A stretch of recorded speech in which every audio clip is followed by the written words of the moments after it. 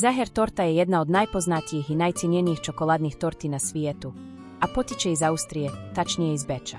Nastala je 1832. godine, kada je mladi poslastičarski šegrt Franz Zaher dobio zadatak da napravi poseban desert za kneza Klemensa von Metternicha, jer je glavni kuhar bio bolestan. Franz je tada osmislio jednostavnu, ali elegantnu čokoladnu tortu koja je ubrzo postala izuzetno popularna. Recept je kasnije usavršio njegov sin Eduard Zaher, a originalna verzija i danas se čuva kao tajna u čuvenom hotelu Zaher u Beču. Sacher torta se sastoji od sočnog čokoladnog biskvita, koji se reže i puni džemom od kajsije, a zatim se cijela torta prekriva sjajnom tamnom čokoladnom glazurom.